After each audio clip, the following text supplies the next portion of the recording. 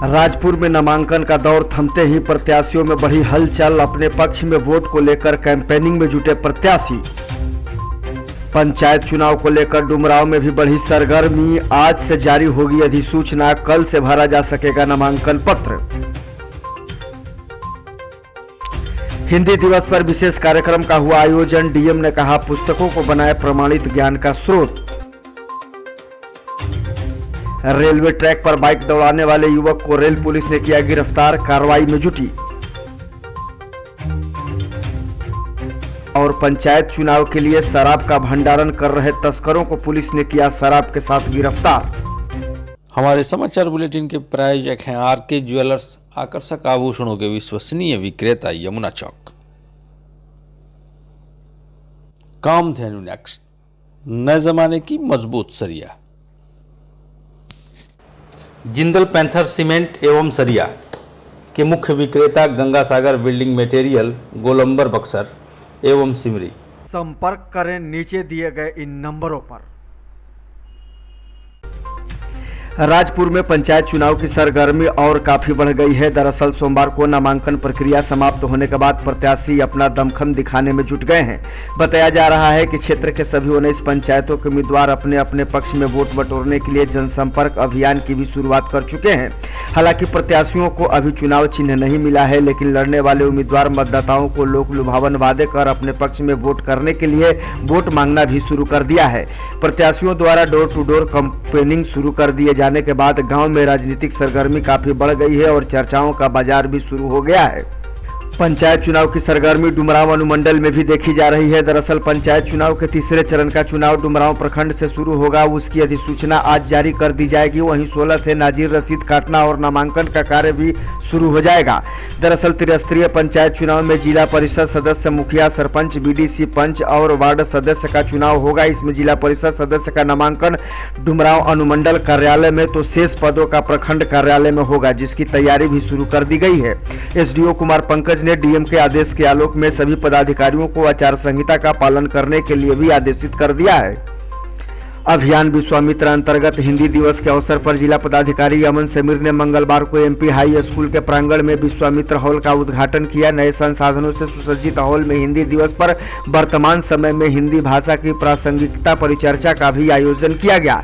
इस मौके पर जिला पदाधिकारी अमन समीर ने कहा कि इसके पूर्व में अभियान विश्वामित्र के अंतर्गत 2 पुस्तकालयों का प्रारंभ किया जा चुका है। इस विश्वामित्र हॉल में इंटरनेट की भी व्यवस्था की जाएगी, जिससे विद्यार्थियों को अध्ययन करने में कोई परेशानियों का सामना नहीं करना पड़े। साथ ही साथ विद्यार्थियों को प्रमाणित सूचना का अधिकार भी मिल सके। उन्होंने विद्यार्थियों से कहा है कि सोशल मीडिया पर भ्रामकता को प्रमाणित ज्ञान की जगह पुस्तकों को प्रमाणित ज्ञान का स्रोत बनाएं और अधिक से अधिक ज्ञान अर्जन प्राप्त करें। आज़ादी का अमृत महोत्सव सह गंगा स्वच्छता अभियान में जन जन की भागीदारी सुनिश्चित करने के लिए स्थानीय एमपी हाई स्कूल में पेंटिंग प्रतियोगिता का आयोजन किया गया। प्रतियोगिता में MP high school, SS girls high school और भूमिहारी स्कूल की छात्राओं ने भाग लिया। छात्राओं ने गंगा स्वच्छता के उद्देश्य को जन भागीदारी में प्रस्तुत करने को लेकर कागज पर अपने विचार प्रस्तुत किए। गौरतलब है कि नमामि गंगे मिशन द्वारा आज़ादी का अमृत महोत्सव का आयोजन किया जा रहा है। इस अवसर पर कई तरह के जागरूकता कार्यक्रम भी आयोजित किए जाएंगे। इस मौके पर नमामि गंगे के नोडल पदाधिकारी सह उप निर्वाचन पदाधिकारी आशुतोष कुमार राय ने बताया कि कार्यक्रम के मद्देनजर आज चित्रांकन प्रतियोगिता का आयोजित किया गया था। इसके साथ साथ निर्मल गंगा अभियान को और भी प्रभावी बनाने के लिए छात्राओं से उनके व्यक्तिगत विचार भी लिए गए, जिनमें कई छात्राओं के विचार अति महत्वपूर्ण थे। सोमवार को शहर के पीपी रोड में सीएसपी संचालक से झपट्टा मारकर अपराधियों ने करीब 1,55,000 रुपए लूट लिए। सीएसपी संचालक की सूचना पर टाउन थाने की पुलिस मौके पर पहुंचकर मामले की तफ्तीश में जुट गई है। पुलिस अपराधियों के पहचान को लेकर आसपास के सीसीटीवी फुटेज को भी खंगाल रही है। मिली जानकारी के मुताबिक चिल्हर गांव निवासी शिवप्यारी पासवान का पुत्र विपिन पासवान अपने गाँव में फिनो पेमेंट बैंक का सीएसपी संचालन करता है। सोमवार को आईडीबीआई बैंक से पैसा निकालने के लिए जिला मुख्यालय आया था। पैसा निकालकर बैग में रखकर वह अपने गाँव के लिए बाइक से निकल रहा था। इसी बीच बाइक पर सवार 2 अपराधी पहुंचे और सीएसपी संचालक से झपट्टा मारकर उसका बैग छीन लिया। पुलिस सीएसपी संचालक से पूछताछ के बाद अपराधियों की गिरफ्तारी को लेकर छापेमारी कर रही है। जिले में हुए शिक्षक नियोजन के फर्जीवाड़े की बात सामने आने के बाद शिक्षा पदाधिकारी ने बड़ी कार्रवाई करने का मन बनाया है, जिसके तहत संदिग्ध पाए गए शिक्षकों के प्रमाण पत्रों की जांच शुरू कर दी गई है। जिला शिक्षा पदाधिकारी अमर भूषण ने प्रमाण पत्रों की जांच के दौरान एक व्यक्ति के फर्जी प्रमाण पत्र के आधार पर नाम बदलकर नौकरी पाने की कोशिश करते हुए पकड़ा। बाद में पकड़े गए व्यक्ति ने अपनी गलती स्वीकार भी कर ली और यह बताया कि नया भोजपुर प्राथमिक विद्यालय के एक शिक्षक भी इस रैकेट में शामिल हैं। उसके द्वारा यह कहा गया कि वह 1.5 लाख रुपए में उनका काम कर देंगे। फिलहाल उनसे 5,000 रुपए भी ले लिए गए थे। मामला सामने आने के बाद जिला शिक्षा पदाधिकारी ने स्वयं नगर थाने पहुंचकर फर्जी अभ्यर्थी के विरुद्ध प्राथमिकी दर्ज कराई है, जिससे उन्होंने बताया है कि शिक्षक का असली नाम धीरेन्द्र प्रताप है, लेकिन वह विनय कुमार के नाम पर फर्जी नौकरी पाने की कोशिश कर रहा था। उन्होंने अपना प्रमाण पत्र भी गलत नाम से दिया था। दानापुर दीनदयाल पंडित रेलखंड के चौसा रेलवे क्रॉसिंग के पास रेलवे ट्रैक पर एक शख्स को बाइक दौड़ाना महंगा पड़ गया। पीछे से तेज गति से आ रही ट्रेन ने बाइक को जबरदस्त टक्कर मार दी, जिसके बाद बाइक के परखच्चे उड़ गए। गनीमत यह रही कि पीछे से ट्रेन को तेजी में आता देख युवक बाइक छोड़कर फरार हो गया, जिसके कारण युवक की जान बच गई। बाद में रेल पुलिस ने युवक की पहचान कर उसे गिरफ्तार कर लिया है।